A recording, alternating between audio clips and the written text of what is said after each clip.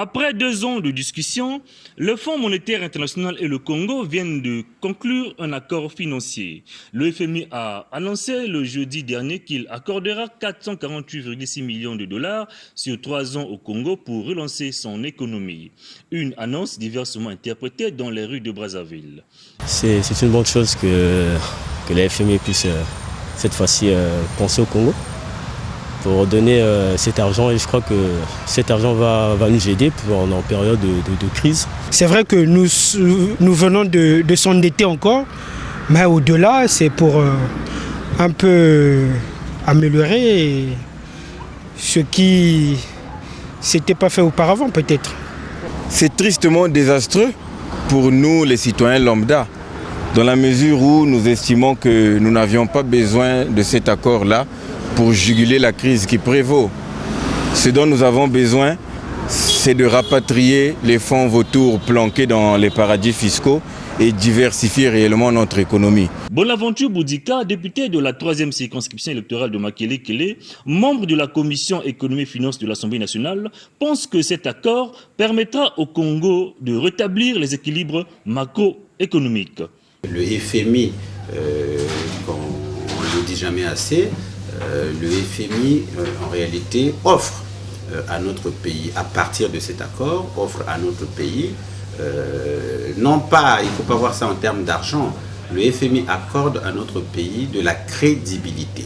De la crédibilité pour permettre à ce que les bailleurs de fonds puissent maximiser la confiance dans notre pays, permettre à notre pays de prendre des engagements auprès de plusieurs bailleurs qui, du reste, sont déjà nombreux à soutenir les projets du pays. Donc, la bonne gouvernance, la gestion transparente sont entre autres principes à observer si le Congo veut atteindre les objectifs fixés par le FMI. Les conditions sont consignées, les conditions sont connues et il s'agit d'une manière ou d'une autre de la gouvernance, de la bonne gouvernance, de la transparence et de la lutte contre les antivaleurs. Il s'agit de la lutte contre la corruption, il s'agit de maximiser les principes de la bonne gestion, les principes de la transparence et les principes de la bonne gouvernance. Il n'y a pas autre chose que cela. On vous donne de l'argent, c'est vrai, mais il faut qu'on soit rassuré que cet argent est bien géré, que ce front du peuple congolais sera utilisé à bon escient. Donc le fonds passera, fera des revues pour regarder justement l'évolution de notre pays vers les objectifs que nous nous sommes fixés. Ce programme d'extension des facilités de crédit veut aider le Congo à restaurer sa stabilité macroéconomique en préservant le caractère soutenable de la dette, précise le communiqué final du FMI.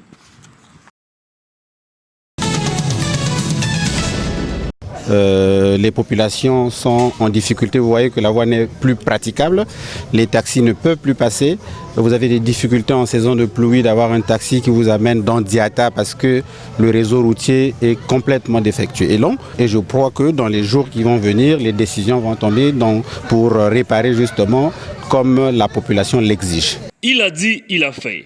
Bonaventure Boudika, député de la 3e circonscription électorale de Makele-Kele, a tenu la promesse faite à ses mandants le 26 mai dernier dans la capitale lors de sa descente parlementaire. Il a lancé depuis quelques jours les travaux de reprofilage du réseau routier des quartiers Djata, Château de Ngongoni, dans le 1er arrondissement de Brazzaville. Les avenues Mpiaka et Tonton Hall, jadis impraticables à cause des nids de poules, touffes d'herbes et autres bourbiers, font désormais peau neuve. Un véritable ouf de soulagement pour les riverains. Mais vraiment, ce qu'il a fait là, vraiment, on est vraiment très très contents. Nous étions restés dans un désenclavement parce que c'est un quartier résidentiel. Alors comment vivre dans un marigot comme ça? Ça c'était un marigot, surtout l'endroit que vous voyez là, l'endroit là. C'était un marigot. Oui, vraiment, c'était une avenue impraticable. Et les chauffeurs taximens nous refusaient vraiment quand vous prenez la course à Diata par rapport à ce trou. Les conducteurs de véhicules et autres moyens roulants peuvent désormais circuler dans ces zones sans crainte de voir leur moteur être endommagé. Moi, en tant que passager d'une voiture, je suis dans le quartier, ça fait plus de 20 ans. Je suis très content quand je vais la route. La rue là, c'était comme ça. La fois dernière, j'ai rentré, il y a trop de trous. Donc, ce n'est pas bien rangé. Mais effectivement, quand j'ai passé ici, j'ai vu que c'est bien arrangé. Et puis, comment on appelle, ils ont bien installé les endroits, c'est plat. Pour Bonaventure Boudika, un député qui n'est pas en harmonie avec sa base est complètement déconnecté. Il a fallu conjuguer les efforts pour travailler, engager ces travaux. Nous venons de lancer les travaux de reprofilage du réseau routier, tout le réseau routier de Diatta. Il s'agit de l'avenue Mpiaka qui est complètement aménagée. Il s'agit de l'avenue Tonton Hall complètement aménagée. Nous sommes en train de poursuivre pour faire de telle sorte que tout le réseau routier de notre circonscription soit facilement accessible par tous les types de véhicules qui peuvent fréquenter notre circonscription. Ces travaux de reprofilage vont s'étendre sur tout le réseau routier de Diatta, Château-d'Eau, Ngangouni. C'est fait. Les membres du bureau fédéral de Brazzaville du mouvement républicain ont été présentés et installés dans leurs fonctions ce week-end dans la capitale par le président du dit parti, Destin Gavé. C'est un bureau de 12 membres conduit par Olsen Genol Gomo Milolo. Juste après, le président fédéral a demandé à tous les militants et sympathisants du MR de Brazzaville de se mettre au travail afin de remporter les batailles électorales qui pointent à l'horizon. À 18 mois de l'élection présidentielle de 2021, nous devons déjà nous mettre au travail afin d'assurer la victoire de notre président dès le premier tour. C'est pourquoi j'invite tous les membres du secrétariat fédéral, les militants et sympathisants du mouvement républicain, sur l'ensemble du territoire national en général et ceux de la Fédération de Brazzaville en particulier, à ne ménager aucun effort dans l'accomplissement de cette exaltante mission. Le président national du mouvement républicain, Destin Gavé, qui entend faire du MR la première force juvénile du Congo, a indiqué qu'il sera candidat à l'élection présidentielle de 2021. La lutte contre les antivaleurs, le clientélisme, le régionalisme figurent parmi ses axes de travail. Parce qu'en créant un parti politique, c'est pour aspirer à la conquête du pouvoir. Nous avons créé le mouvement républicain pour conquérir le pouvoir par les voies démocratiques. Et donc, les voies démocratiques signifient une élection. Une élection signifie une élection présidentielle, législative, locale et autres. Et donc, nous sommes disposés, on est prêts à aller sur tous les fronts, sur toutes les élections possibles, dès lors que nous incarnons l'espoir de notre pays qui a tant souffert depuis 59 ans déjà. Nous avons remarqué une chose, toutes les formations politiques qui ont existé depuis les années 90 n'ont rien apporté au peuple congolais. Tous ces partis qui ont été créés après la conférence nationale souveraine ont servi que des intérêts égoïstes et personnels. Ils nous ont mené la guerre, ils nous ont mené le tribalisme. Nous voulons une nouvelle classe politique et nous pensons que nous pouvons incarner cette nouvelle classe politique. Créé le 16 février 2017 à Dolisie, le mouvement républicain est un parti politique d'opposition républicaine d'idéologie libérale. Cette série d'implantation des structures fédérales du MR a débuté le 25 mai dernier à Pointe-Noire. C'est une jeunesse de filous réunie ici au Terrain Ravin, répondant massivement à l'appel de Elbi Biscay Bidier, député de la 2e circonscription du 7e arrondissement de Brazzaville. Un appel hautement sportif, car il s'agit du coup d'envoi de la 3e édition du tournoi de football dénommé Yabidier, compétition organisée pour un objectif bien défini. Et donc autour du ballon rond, c'est de transmettre un message, le message du rassemblement, message de la paix.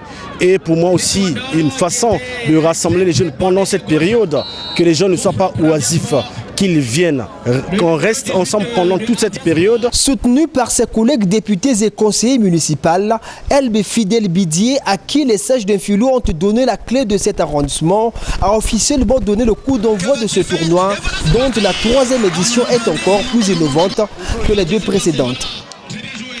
Et nous avons associé les arrondissements de Bakongo, Makelekele et les autres par la simple raison. Nous avons tenté une expérience sur les bébés noirs qui ont réussi ici en Filou. Hier, on parlait des cas des bébés noirs ici, en Filou, mais on n'en parle plus. Parce que dès que j'ai été élu, j'avais rassemblé tous ces jeunes. J'avais dit, c'est fini cette histoire des bébés noirs.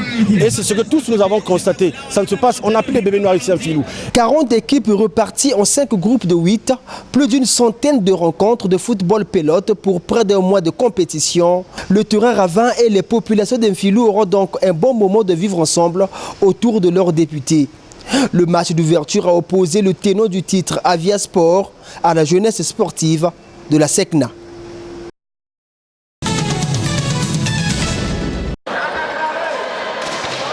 Après l'effort, c'était la récompense de la Ligue départementale de boxe de Brazzaville au club vainqueur des championnats départementaux de la discipline clos le 14 juillet dernier, ici au gymnase Nicole Aubar. Le boxing club de la DGSP a été couronné premier avec 10 médailles, dont 6 en or, 2 en argent et 2 en bronze, suivi du club Serge Boa avec 5 en or, 2 en bronze et 2 en argent. Les Lionceaux ont occupé la 3e place avec 4 médailles en or, 1 en bronze et 1 en argent. L'issue de cette compétition qui a duré 5 jours est plutôt enrichissante, tant pour les pratiquants de ce noble art que pour la Ligue de Brazzaville. Nos sincères félicitations donc à nos champions qui seront appelés à améliorer leurs exploits lors des prochaines manifestations et qui nous ont donné déjà une idée de la sélection de l'équipe départementale de Brazzaville. Si la saison sportive 2017-2018 faisait l'objet de la renaissance, celle de 2019 se caractérise par le développement, la modernisation de notre image. Peu avant la cérémonie de clôture de ce championnat, les combats finaux ont tenu en haleine le public enthousiasmé du gymnase. Des combats dans toutes les catégories, à l'instar des mi-lourdes et super légers. Aujourd'hui, je suis vice-champion de Brazzaville. Ça me fait énormément plaisir. Vision 2020, je souhaite d'être champion du Congo, champion de Brazzaville. Pour être champion, il faut te préparer dur aussi. Donc, c'est que nous, on peut remercier notre parrain, le DGSP, vu qu'il nous a logés. C'est ce médaille-là. Donc, on doit le ramener, le médaille d'or. Au total, près de 140 combats ont été disputés lors de ces championnats départementaux que nous souhaitons revoir l'année prochaine.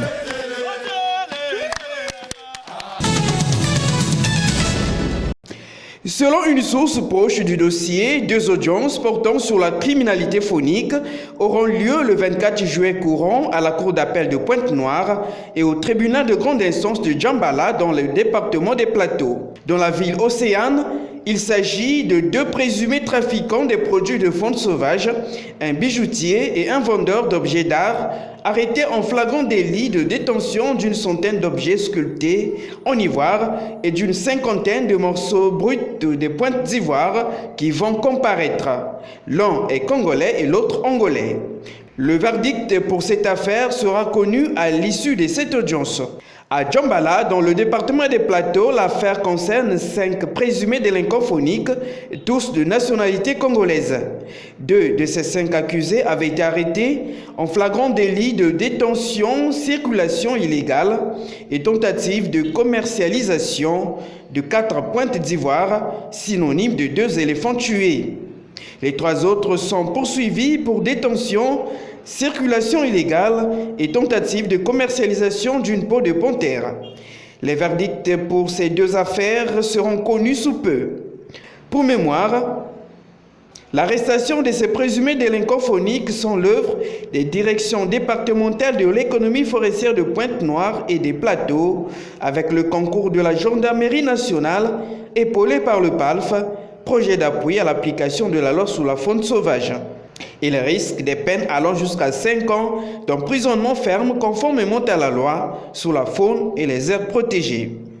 L'éléphant et la panthère font partie des espèces animales intégralement protégées en République du Congo. Les travaux de l'atelier de formation des parties prenantes et fournisseurs de services sur l'approche 3 fasciste de la réintégration socio-économique et la gestion axée sur les résultats ont débuté ce mercredi 17 juillet à Brazzaville. Cette session de 3 jours, organisée à l'intention des acteurs de terrain concernés par le programme de désarmement, démobilisation et réinsertion des combattants du pôle, vient parachever le dispositif de mise en œuvre des conditions nécessaires au lancement du programme DDR. Cette formation qui participe de l'atteinte du résultat numéro 2 du projet relatif à un DDR entamé suivant les normes internationales parachève le dispositif attendu de mise en œuvre des conditions nécessaires au lancement du programme DDR tant attendu. Comme vous le savez, le projet Consolidation de la paix et démarrage du procédé dans le pool, qui est appuyé par le Fonds des Nations Unies pour la consolidation de la paix, est exécuté conjointement par 3 agents du système des Nations Unies, à savoir le FNUAP, le ACR et le PNUD, qui en assure le leadership, a été mis en place pour répondre à une requête du gouvernement du Congo auprès des Nations Unies pour les appuyer dans l'accompagnement du processus de paix dans le pool. Ouvrant les travaux, le haut commissaire à la réinsertion des ex-combattants, Eloge Landry Kolela, est d'abord revenu sur l'opportunité de cet atelier avant d'exhorter les participants à plus d'assiduité. Le présent atelier relatif au renforcement des capacités des parties prenantes et fournisseurs de services d'appui à la réintégration sur l'approche 3x6 et la gestion axée sur les résultats vient à point nommé compléter et renforcer cette préparation technique. Cet atelier constitue un moment indéniable dans la préparation des acteurs de terrain pour la mise en œuvre de la réintégration socio-économique des cibles et bénéficiaires du programme DDR. Cet atelier est organisé par le Haut Commissariat à la réinsertion des combattants en partenariat avec le programme des Nations Unies pour le développement PNUD. Bertrand Kochri chez Isidore Mvouba ce mardi 16 juillet 2019. L'ambassadeur de France qui est arrivé en fin de sa mission diplomatique en République du Congo est allé à la rencontre du président de l'Assemblée nationale avec qui il a fait l'état des relations bilatérales entre le Congo et la France depuis sa prise de fonction en juillet 2016 avant de parler des perspectives d'avenir de ces relations. Les deux interlocuteurs ont ensuite évoqué l'actualité congolaise dominée par la signature de l'accord financier entre le Congo et le Fonds monétaire international. À quelles conditions on peut, entre guillemets, faire un bon usage du programme du Fonds monétaire international? C'est une aide considérable qui est apportée au Congo, mais il faut aussi que le Congo se mette en position d'en tirer tout le profit. La nécessité de faire un fort investissement dans les dépenses de l'État sur les dépenses à caractère social, secteur pour lequel le Fonds monétaire international est d'accord. Il faut appliquer sincèrement la réforme de la gouvernance financière et économique. Et puis, il faut donner aux entreprises les conditions de travailler sans être sans cesse soumises à mille tracas. Voilà. La signature de l'accord financier entre le Congo et le FMI n'est pas une panacée, a dit Bertrand Kochri. L'ambassadeur de France au Congo pense avoir travaillé étroitement avec l'Assemblée nationale, d'où il n'est pas question pour lui de dire adieu au Congo et à cette institution, mais il faut plutôt dire au revoir.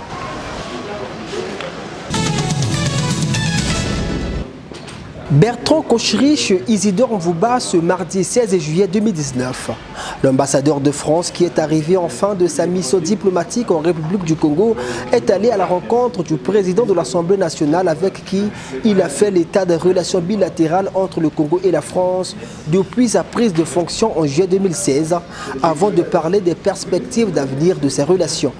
Les deux interlocuteurs ont ensuite évoqué l'actualité congolaise dominée par la signature de l'accord financier entre le Congo et le Fonds monétaire international. À quelles conditions on peut, entre guillemets, faire un bon usage du programme du Fonds monétaire international? C'est une aide considérable qui est apportée au Congo, mais il faut aussi que le Congo se mette en position d'en tirer tout le profit. La nécessité de faire un fort investissement dans les dépenses de l'État sur les dépenses à caractère social, secteur pour lequel le Fonds monétaire international est d'accord. Il faut appliquer sincèrement la réforme de la gouvernance financière et économique. Et puis, il faut donner aux entreprises les conditions de travailler sans être sans cesse soumises à mille tracas. Voilà. La signature de l'accord financier entre le Congo et le FMI n'est pas une panacée, a dit Bertrand Cochery. L'ambassadeur de France au Congo pense avoir travaillé étroitement avec l'Assemblée nationale, d'où il n'est pas question pour lui de dire adieu au Congo et à cette institution, mais il faut plutôt dire au revoir. Le programme conclu entre le Congo et le Fonds monétaire international est un catalyseur, une bonne nouvelle pour le pays. Ce sont là en substance les propos de Clément Mwamba tenus lors de cette conférence de presse organisée ce jeudi 28 juillet à Brazzaville.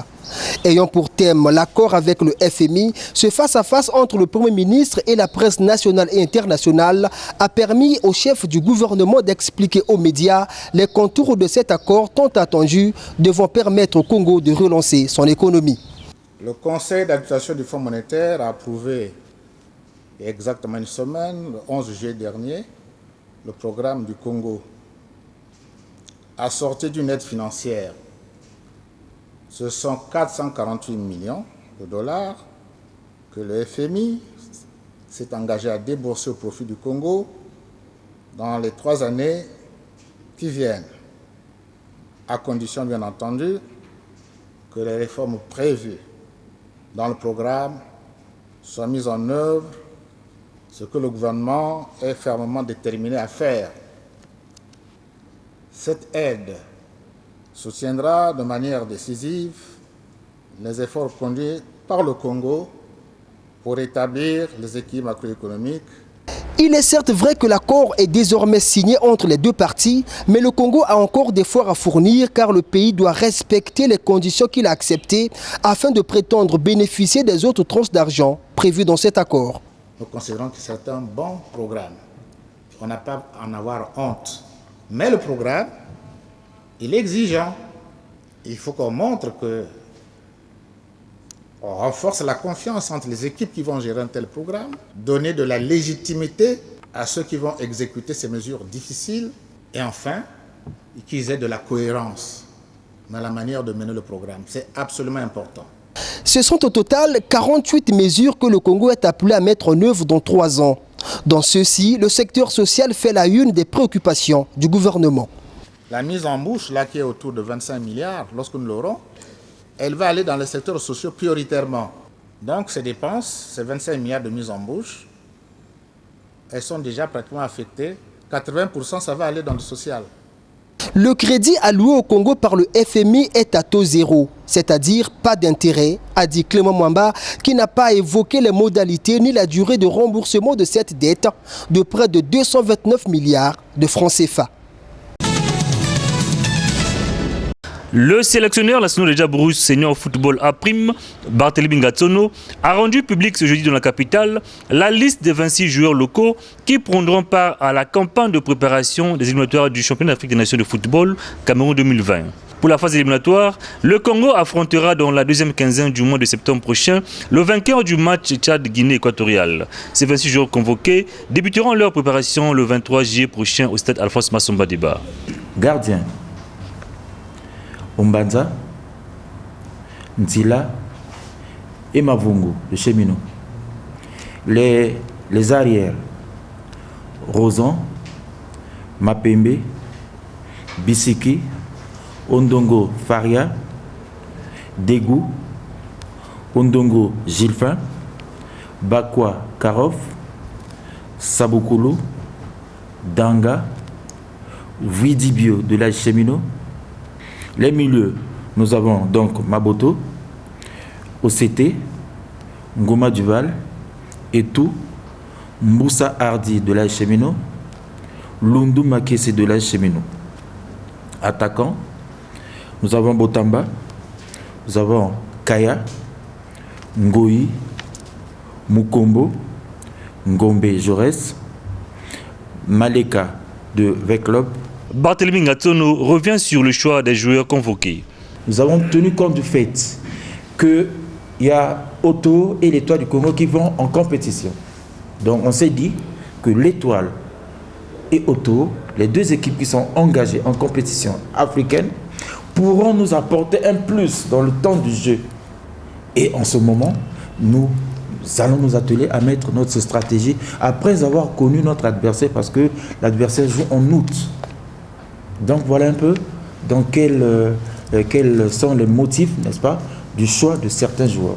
Dans cette liste, on retrouvera quelques joueurs qui ont pris part à la dernière phase finale du CHAN. On peut citer entre autres Pavel Nzila, Karof Bakwa, Bisiki, Manokele, Rosan Varel, Botan Mateus.